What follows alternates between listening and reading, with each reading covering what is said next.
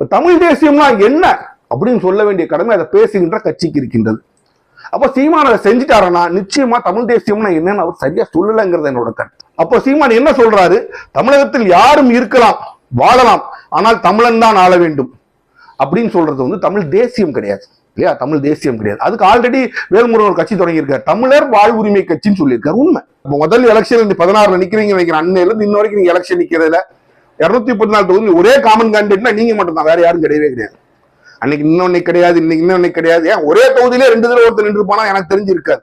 கரெக்டா தமிழ் தேசியம் பேசுறீங்க, உங்களுக்கு ஒரே விஷயம் தெளிவா இருக்கிறீங்க, என்ன தவிர யாரு வளர்ந்தா கூட எல்லா நாடுகளையும் ஒன்று கற்றுக்கொண்டு அது தன்னிடத்தில் கொண்டு வந்து அதை தன் நாட்டில் பயன்படுத்தி அவன் வளர்றான். நான் மட்டும்தான் எல்லாம் தெரிஞ்சவன் தமிழ் அந்த காலத்துல சொன்னதில்லை. என்றைக்கு தமிழன் வந்து இந்த ஆயுதங்களோட சேர்ந்து கதை அடைக்கிறானோ அன்றைக்கு தான் தமிழனோட அந்த வீழ்ச்சி தொடங்க ஆரம்பிச்சு. நீங்க நல்லா புரிஞ்சுக்கணும். தமிழன் கொடியேந்திய நாள் என்றால், தமிழன் ஒரு காலத்துல ஆங்கிலம் என்பவர் பெருசாக வந்தான் என்றால் நிச்சயமாக தமிழ் வளரும். அதற்காக நீங்க இந்த முயற்சி செய்யல. உங்களோட எந்த செயல் திட்டமும் தமிழர்களுடைய வளர்ச்சிக்கானதா இருக்கான நிச்சயமாக கிடையாது. எல்லா விதத்திலும் தமிழர்கள் திருப்பி ஒரு 200 வருஷம் பின்னால கொண்டு போகணும் தான் நீங்க நினைக்கிறீங்க. அது தவறு.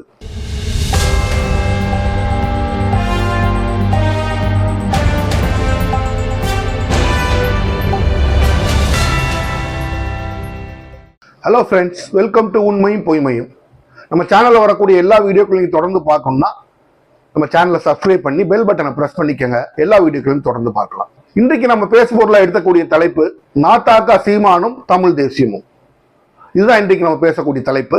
ஏன்னா இதுல தெரியாத விஷயம் என்ன இருக்கு, அவர் தமிழ் தேசியம் தானே பேசிக் கொண்டிருக்கிறார் என்று பல பேர் நினைக்கிறீங்க.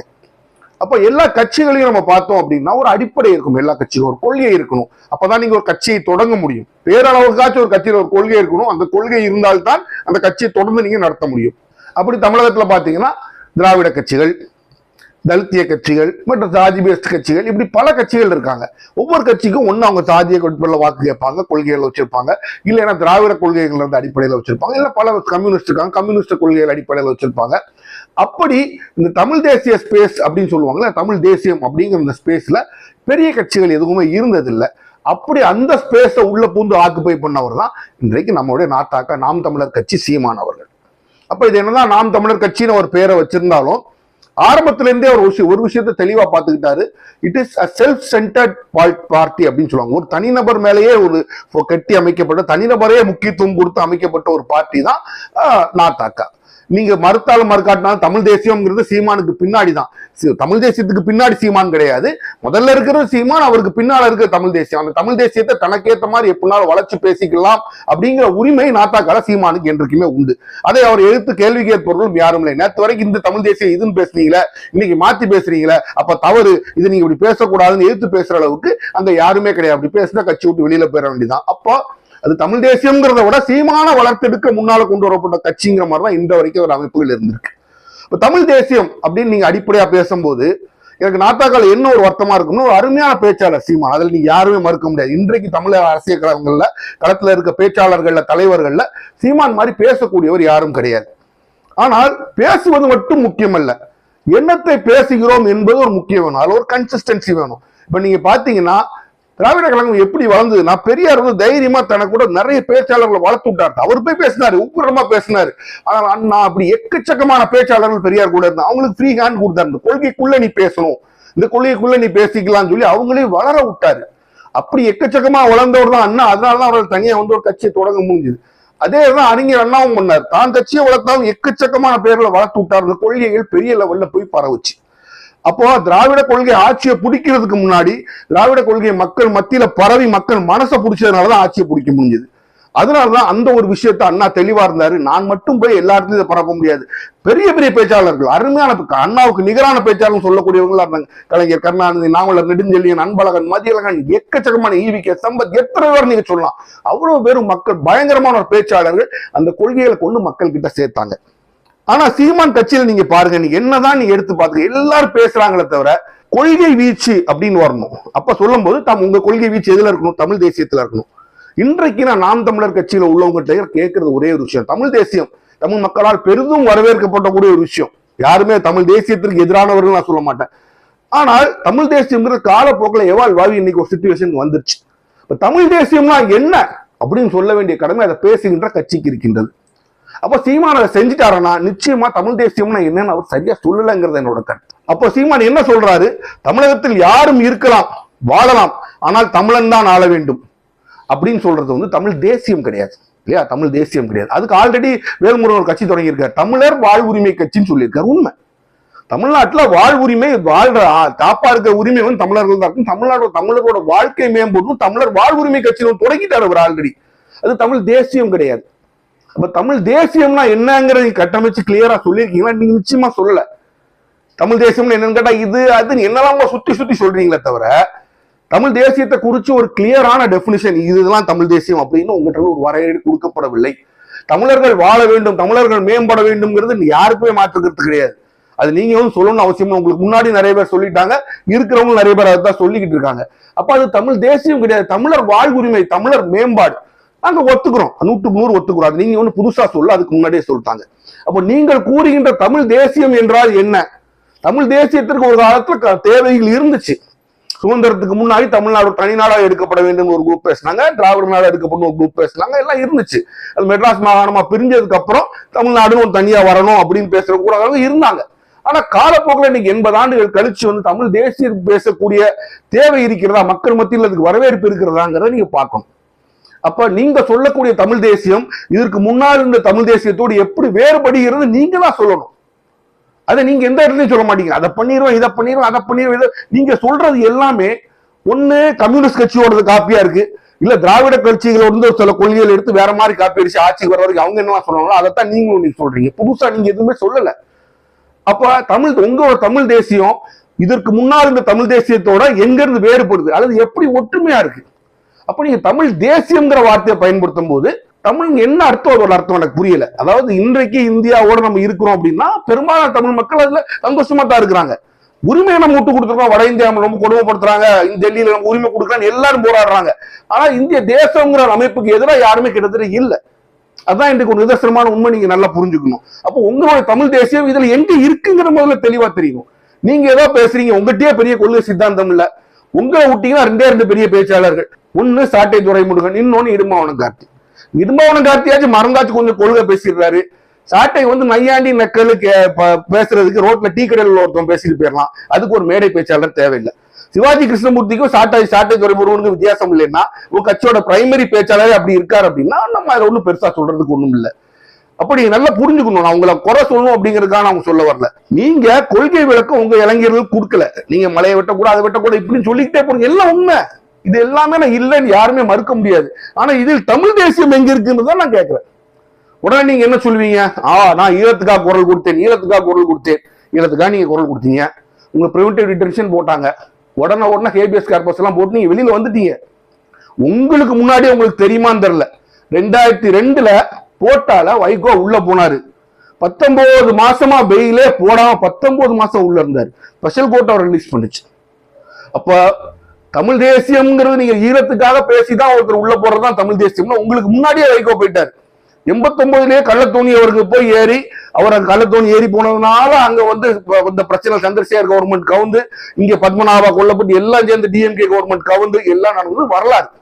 அப்ப தமிழ் தேசியத்தை ஈழத்தோடு மட்டும் நீங்கள் பேசுவீர்களா? ஆனால் உங்களுக்கு முன்னாலே பேசி உங்களுக்கு முன்னாலே அதுக்கு சிறைக்கு போனவங்க எல்லாம் நிறைய பேர் இருக்கிறாங்க, கவர்மெண்ட் இறந்தவங்க கூட இருக்கிறாங்க. அப்ப நீங்க சொல்ற தமிழ் தேசியம் அவர்களோடு எப்படி வித்தியாசப்படுகிறது? ஏன்னா ஒரு விஷயத்தை நீங்க நல்லா புரிஞ்சுக்கணும் மிஸ்டர் சீமான். அதிமுகவை தவிர தமிழகத்துல அந்த அரசியல் காலத்துல இருந்த எந்த ஒரு கட்சியும் எல்டிடிஏவோ திரு வேலுப்பிள்ளை பிரபாகரன் அவர்களையோ எதிர்த்து பேசவோ அவருக்கு விரோதமாக பேசினதோ வரலாறு கிடையாது. நல்லா புரிஞ்சுக்கங்க. எல்டிடிஏ ஓப்பனா பகச்ச ஒரே கட்சி அதிமுக மட்டும்தான். ஜெயலலிதா அம்மையார் பிடிச்சி உள்ள போடணும், அவர் இங்க ட்ரையல் வச்சு அவர் இங்க தூக்கில போடணும்னு சொன்னது ஜெயலலிதா அம்மையாரும் காங்கிரஸ் மட்டும்தான். தமிழகத்தில் உள்ள எல்லா கட்சிகளுமே மறைமுகமாகவோ இல்ல நேரடியாகவோ எல்டிடிக்கு ஆதரவு இல்லை என்றாலும் எதிரான நிலைப்பாடை எடுக்காத நிலைமையில் தான் இருந்தாங்க. அப்ப நீங்க ஒன்னும் புதுசு கிடையாது, அந்த ஸ்பேஸ் ஆல்ரெடி எடுத்துட்டாங்க. நீங்க தமிழ் தேசியம்னு பேசும்போது தமிழ்நாட்டிற்கு என்ன செய்ய போகிறீர்கள்? ஆல்ரெடி உங்களுக்கு பிடிக்கலையோ தமிழர்கள் வந்து படிச்சு எல்லாம் பண்ணி இப்ப நீங்க மேல் நிலைமைக்கு வந்துட்டாங்க. இன்னைக்கு இந்தியாவின் நம்பர் 1 நம்பர் 2 ஸ்டேட்ல நம்மளும் கேரளாவும் கம்பீட் பண்ணிட்டு இருக்கோம். அவனும் ஒரு காலத்துல தமிழர்கள் தான். நம்ம கம்பீட் பண்ணிட்டு இருக்கும்போது எஜுகேஷன்ல இருந்து ஹிஸ்டரியில இருந்து எல்லாத்துக்கும் ஆல் இன்க்ளூசிவ் குரோத்னு வருது. அப்ப நீங்க எல்லாத்தையும் குறை சொல்லிட்டு இருக்கிறது மற்றவர்களோட நம்ம நல்லா இருக்கிறோங்கிற முதல்ல அக்செப்ட் பண்ணணும். அக்செப்ட் பண்ணிட்டு எங்க இம்ப்ரூவ் பண்ணணும், எங்கெல்லாம் நம்ம மேல கொண்டு வரணுங்கிற அந்த முயற்சியை நீங்க கவர்மெண்ட்டுக்கு ஆக்கப்பூர்வமாகவும் சொல்லணும். உதாரணத்துக்கு நான் உங்களுக்கு சொல்றேன் அப்படின்னா, திமுகவோட வளர்ச்சிக்கு காரணமே அவரோட பேச்சாளர்கள் தான். பேச்சாளர்கள் வெறும் நையாண்டி பேசுறதுலாம் கிடையாது. தீப்பொறி ஆரம்பத்தையும் பார்த்திருக்கோம், வெற்றி கொண்டாடியும் பார்த்திருக்கோம். அவங்க எல்லாம் தள்ளி கொள்கை வீச்சோட உள்ள பேச்சாளர்கள் எக்கச்சக்கமான பேர் இருப்பாங்க. அவங்க மக்கள்கிட்ட வந்து தங்களோட ஐடியாவை சேர்ப்பாங்க. கொண்டு போய் ஒரு கூட்டம் பார்க்க வச்சு அந்த கூட்டத்தை திருப்பி அவங்க சொல்லி சேர்க்கிற அளவுக்கு நான் உண்மையும் புத்தி வன்மையும் உள்ளவர்கள் தான் திமுகவோட பேச்சாளர்கள். அப்படிதான் அந்த கட்சி வளர்ந்துச்சு. உங்க கட்சியில என்ன இருக்கு? வெறும் உட்காந்துட்டு நான் கருணாநிதியை குறை சொல்லிட்டு அடுத்து வரவும் போற குறை சொல்லிட்டு ஒரு 4 ஜோக் அடிச்சுட்டு இவன் அப்படி பண்ணிட்டான்னு பேசுறது வந்து உங்களுக்கு ஓட்டு போட கூட்டத்துக்கு மட்டும் கை தட்டி சிரிச்சுட்டு போகும், வெளியில ஒண்ணும் வராது.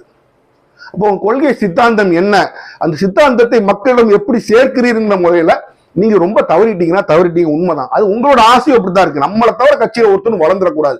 ஏன்னா அந்த எனக்கு தெரிஞ்சு இந்த 2000 முதல் எலெக்ஷன் 16 நிக்கிறீங்க நினைக்கிறேன். அன்னையில இருந்து இன்ன வரைக்கும் நீங்க எலெக்ஷன் நிக்கிறதுல 234 தொகுதி ஒரே காமன் கேண்டிடேட்னா நீங்க மட்டும் தான், வேற யாரும் கிடையவே கிடையாது. அன்னைக்கு இன்னொன்னு கிடையாது, இன்னைக்கு இன்னொன்னு கிடையாது. ஏன் ஒரே தொகுதியிலே 2 தடவை ஒருத்தர் நின்று போனா எனக்கு தெரிஞ்சு இருக்காது. கரெக்டா தமிழ் தேசியம் பேசுறீங்க, உங்களுக்கு ஒரே விஷயம் தெளிவா இருக்கிறீங்க, என்ன தவிர யாரும் வளர்ந்தக்கூடாது அப்படின்னு நீங்க ஒரு கட்சி நீங்க ஆரம்பிச்சு அது எல்லாத்தையும் மட்டம் தட்டிக்கிட்டே இருந்தீங்கன்னா அந்த கட்சி வளராது. அந்த கட்சியின் கொள்கையில் பொதுமக்களிடம் கொண்டு சேர்க்கப்படாது. எப்படி ஒரு செஞ்சாப்பான்? நீங்க தெருத்துல போய் பிரச்சாரம் பண்ணும், ஒரு தெருல பிரச்சாரம் பண்ணா அந்த தெருல இருக்கிறவன் அந்த கட்சியில 15-20 வருஷம் இருந்து அவன் திருப்பி கிளைக்கு வந்து பகுதிக்கு வந்து வட்டத்துக்கு வந்து மாவட்டத்துக்கு வந்தாதான் அந்த கட்சி வளரும். அவன் 6 மாசம் அவங்ககிட்ட இருந்து இன்னொருத்தன் ஓடிட்டான், அவன் கட்சி எப்படி வளரும்? உங்க பேச்சு கேட்க நல்லா இருக்கும், ஆனா கொஞ்சம் புத்திசாலிகளா இருக்கும், யோசிப்பான் இவர் என்ன பேசுறாரு, இவர் பேசுறவங்க மற்றவங்களுக்கு என்ன வித்தியாசம் இருக்கின்றது அப்படின்னு யோசிக்கிற ஒரு சமுதாயத்துல நம்ம இன்னைக்கு இருக்கிறோம். நல்ல படித்த சமுதாயத்துல இருக்கிறோம். அப்போ நான் இவர்களை விட இதுல எல்லாம் வித்தியாசப்படுகின்றேன், அவர்களை குறை சொல்றது மட்டும் என்னோட இல்லை, என்னோட கனவு இது, என்னோட இதுன்னு நீங்க தமிழ் தேசியத்தை கட்டி அமைக்கிறதுக்கு நீங்க தவறிட்டீங்கிறதா உண்மை. திராவிடம் வேற தமிழ் தேசியம் வேறன்னா எண்ணத்துல வேற, அதை சொல்லுங்க முதல்ல. திராவிடத்துக்கும் தமிழ் தேசியத்துக்கும் எண்ணத்துல வித்தியாசம். நீங்க வாழ்வுரிமை தமிழர் இருந்தா அது ஒருத்தர் பேசியிருக்காரு, தமிழர் வாழ்வுரிமை, தமிழர் மேம்பாடு, தமிழ் தேசியம் என்றால் என்ன அப்படிங்கிறத நீங்க சொல்ல மக்களுக்கு கொண்டு போய் எடுத்து சொல்ல தவறிட்டீங்க. ஈழத்துக்காக மட்டுமே பேசிக்கிட்டு இருக்கு தமிழ் தேசியமாகாது. பிரபாகரன் அவர்கள் தெளிவாக இருந்தார், என்றைக்குமே புரிஞ்சுக்கங்க. தமிழகத்தான் தமிழ் மக்கள் தன்னோட மக்களாக பார்த்தாலும் ஈழம் தான் அவர் கனவு. ஏன்னா தனி தமிழ்நாடு அவர் கனவு காணல, அவர் ஈழம் அவருடைய கனவு. அந்த கனவுக்காக வாழ்நாள் முழுவதும் இறுதி சொட்டு ரத்தம் முறை சிந்திய மனிதன் தான் மேதகு பிரபாகரன் அவர்கள். நீங்க அங்க காமிச்சு இங்க பாலிடிக்ஸ் பண்றதுக்கு நிறைய பேர் பண்ணிட்டு போயிட்டாங்க, அது இனி நடக்காது. தமிழ்நாட்டுக்கு உங்களோட விஷயம் என்ன, தமிழ் தேசியம் என்னன்னு சொல்லணும். அதை நீங்க இன்று வரை சொல்லலைங்கிறது அவங்க மேல ஒரு பெரிய ஒரு வருத்தத்துக்குரிய விஷயம். இப்பவும் ஒன்றும் கெட்டு போகவில்லை. நிறைய நீங்க அந்த பாசறைகள்லாம் நடத்துறீங்க, நிறைய பேர் வர்றாங்க, அப்ப உங்களுக்கு எல்லாமே சொல்லி கொடுக்குறீங்க. உங்க என்ன சொல்லி கொடுக்குறீங்கன்னு தெரியல, அது மக்களுக்கு போய் சேர வேண்டும். ஒரு கட்சி வளரணும்னா அந்த கட்சியோட கொள்கை அடிப்படையில இருக்க மக்களுக்கு போய் சேர வேண்டும். அதோட தலைவர்கள் ஒரு 100-150 தலைவர்கள் அவங்க அதை கொண்டு போய் தரமட்டத்துல பரப்பணும். உங்க கட்சியில யார் இருக்கா? அப்படி யாருமே வரக்கூடாதுங்கிறது நீங்க ரொம்ப தெளிவா இருக்கீங்க. என்ன தவிர எவனும் இருக்கக்கூடாதுன்னு நீங்க தெளிவா இருக்கிறீங்க. அப்போ உங்க கட்சி it will not percolate to the ground.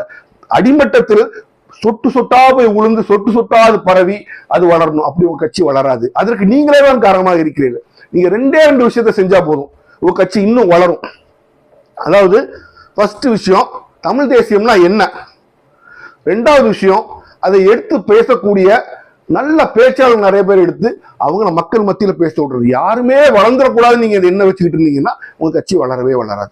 அது தவிர பாருங்க, நீங்களே ஒன்று புறனா நீங்க சொல்றீங்க தமிழ் தேசியத்துக்கு பிராமண கடப்பாறையை கொண்டு திராவிடத்தை அழிப்போம் நீங்க சொல்ற முட்டாள்தனமா இருக்கு. தமிழ் என்ற அந்த மொழி, கோலோச்சி அந்த மொழி ஏன் அந்த pedestal, top of the pedestal சொல்லுவோம், அதுல இருந்து ஏன் கீழே வந்துச்சு? ஒரே காரணம், வடமொழி ஆரிய பிராமணத்துவம் தான் காரணம், உலகத்துக்கே தெரியும். நீங்க மாத்தி ஒண்ணு பேசுறீங்க. அப்ப தமிழ் நல்லா தெரிஞ்ச அறிஞர்கள் உங்களை எங்க வைப்பாங்க? நீங்க ஏன் அப்படி பேசுறீங்கிற காரணம் எல்லாத்துக்குமே தெரியும். அப்ப என்ன சொல்லுவான், தமிழ் தெரிஞ்சவன். இப்ப நான் தமிழை பத்தி சந்தேகமா 10 தமிழர்கள் இவன் பேசுறான், முட்டாத்தனா பேசுறாங்க. தமிழ் உருந்தது காரணமே சமஸ்கிருதமும் பார்ப்பனியும் தான், இந்த அவங்களுக்கு சப்போர்ட் பண்ணி பேசுறான் அப்படிமா. அப்ப அதுவும் உங்களுக்கு கீழே போகும். அப்ப உங்களுக்கு வாக்கு தேவையில்லை, ஆட்சி தேவையில்லை. நீங்க அதை வச்சு என்ன பயனடைகிறதா நீங்க பாக்குறீங்களோன்னு ஒரு சந்தேகம் வரத்தான் செய்யுது. உங்ககிட்ட யார்கிட்ட எந்த நாம் தமிழர் தமிழ் டிபேட் பண்ண தயாரா இருக்கேன். தமிழ் அழிந்தது பார்ப்பனியத்தினாலும் சமஸ்கிருதத்தினாலும் தாங்க. 1000 ரெக்கார்டு இருக்கு, 1000 சாட்சிகள், 1000 ஆவணங்கள் இருக்கு. இல்லன்னு மறுத்து நீங்க பேசுனீங்க அப்படின்னா அப்போ நீங்க என்ன பேசுறீங்க, யாருக்காக பேசுறீர்கள்? தமிழ் தேசியத்துக்காகவும் தமிழுக்காகவும் தான் பேசுறீங்களா? நிச்சயமா உங்க கேள்வி மேல ஒரு டவுட் வருது. 2 விஷயத்தை நீங்க நல்லா புரிஞ்சு பார்க்கணும். ஒரு மொழி மேம்படும் போது அந்த மக்கள் மேம்படுறாங்க, அதே சமயத்தில் அந்த மக்கள் மேம்படும் போதும் அந்த மொழி மேம்படும். 2மே இருந்திருக்கு, புரியுதுங்களா? மக்கள் மேம்பட மொழி மேம்படும்.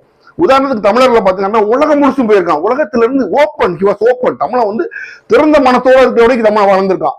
ஆகா, ஈஜிப்ட் போறவன் கத்துக்கிறான், சுமேரியா போறவன் கத்துக்கிறான், இஸ்ரேலுக்கு போறவன் கத்துறான், எல்லா நாடுகளும் ஈராக்கு போறவன் கத்துறான், எல்லா நாடுகளையும் ஒன்று கற்றுக்கொண்டு அது தன்னிடத்தில் கொண்டு வந்து அதை தன் நாட்டில் பயன்படுத்தி அவன் வளர்றான். நான் மட்டும்தான் எல்லாம் தெரிஞ்சவன் தமிழ் அந்த காலத்துல சொன்னதில்லை. என்றைக்கு தமிழன் வந்து அந்த ஆயுதங்களோட சேர்ந்து கதை அடைக்கிறானோ அன்றைக்கு தான் தமிழோட அந்த வீழ்ச்சி தொடங்க ஆரம்பிச்சு. நீங்க நல்லா புரிஞ்சுக்கணும். ஆங்கிலம் ஏன் வளருதுன்னு பாத்தீங்கன்னா, ஆங்கிலம் உலகத்துல எல்லா மொழி ரொம்ப ஒரு சாதாரண ஒரு ரொம்ப இல்லாஜிக்கல் லாங்குவேஜ் ஆங்கிலம். எனக்கு 1000 எக்ஸாம்பிள் சொல்ல முடியும். கிரேட் லாங்குவேஜ் எல்லாம் கிடையாது. ஆனால் உலகத்துல எல்லா விஷயத்தையும் தன்னோட அணவடைச்சுக்கிட்டு அதுல நல்லது கெட்டதை எடுத்து ஆங்கிலேயர்கள் வளரும் போது ஆங்கிலம் வளர்ந்துருச்சு. நீங்க தமிழ் வளர்ச்சின்னு பேசி பேசி பேசி நீங்க என்ன சொல்றீங்க? நீங்க தமிழர் வளர்ச்சிக்காக நீங்க எதுவுமே சொல்ற காரியம் உருப்படியில் இருந்து என்னோட கணக்கு. நீங்க தமிழர்கள் அழித்து விட்டு தமிழை வளர்க்க நினைக்கிறீங்களோன்னு உங்க மேல குற்றச்சாட்டு நான் வைக்கவே செய்யறேன். ஏன்னா தமிழர்கள் அடுத்து வளரணும்னா தமிழர்கள் வளர்ந்தா தான் தமிழ் வளரும். என்ன பொறுத்த வரைக்கும் தமிழை மட்டும் நீங்க தனியா வளர்த்த நிச்சயமா வளர்க்க முடியாது. தமிழன் மட்னி கடந்து தமிழ் வளர முடியாது. தமிழன் கொடியேந்திய நாள் என்றால், தமிழன் ஒரு காலத்துல ஆங்கிலம் என்பவர் பெருசாக வந்தான் என்றால் நிச்சயமாக தமிழ் வளரும். அதற்காக நீங்க எந்த முயற்சி செய்யல. உங்களோட எந்த செயல் திட்டமும் தமிழர்களுடைய வளர்ச்சிக்கானதா இருக்கான நிச்சயமாக கிடையாது. எல்லா விதத்திலும் தமிழர்கள் திருப்பி ஒரு 200 வருஷம் பின்னால கொண்டு போகணும் தான் நீங்க நினைக்கிறீங்க. அது தவறு. அப்போ தமிழர் வளர்ச்சியை நீங்க என்ன செய்ய போறீங்க பேசுங்க. தமிழ் வளர்ச்சிக்கு தமிழை எங்கே கொண்டு வருவோம் இங்கே கொண்டு வருவோம் நிறைய பேர் பேசிட்டாங்க. ஆனா யாரும் எதுவும் செஞ்சதில்லை, நீங்களும் செய்ய போறது இல்லை. தேவையில்லை. தமிழர்கள் வளர்ச்சிக்கு நீங்க என்ன செய்ய போறீங்கிறத தெளிவா சொல்லுங்க. தமிழர்களுடைய அறிவியல் வளர்ச்சி, தமிழர்களுடைய வாழ்வியல் வளர்ச்சி, தமிழர்களுடைய இண்டஸ்ட்ரியல் வளர்ச்சி, இப்படி எல்லா வளர்ச்சிகளும் அதுக்கெல்லாம் நீங்க என்ன செய்ய போறீங்க தனியா பட்டியலிட்டு சொல்லுங்க. உங்களை நாங்க நம்பலாம். அப்ப நீங்க இன்றைக்கு பார்ப்பனர்களுக்காக கொடி பிடிக்கின்ற தமிழ் தேசியம் பேசுகின்ற ஒரு போலி தமிழ் தேசியவாதியாக தான் நீங்க இருக்கிறீங்கிறதா எங்களோட குற்றச்சாட்டு. அதை மாற்றுவதற்காக முயற்சியை நீங்க எடுத்தீங்கன்னா ஆட்டோமேட்டிக்கா உங்களுக்கு வாக்கு விழும். நீங்க இப்படி குகன்னு கத்திக்கிட்டு இருந்தீங்கன்னா ஒன்றும் நடக்க போறதில்லை. இந்த எலெக்ஷன்ல கிட்டத்தட்ட அதே வாக்கு தான் நீ வைக்க போறீங்க. மீண்டும் வெளியிலிருந்து பலன் உங்களுக்கு மட்டும்தான், தமிழ் தேசியத்திற்கு இல்லை என்பதுதான் உண்மை. மீண்டும் சந்திப்போம்.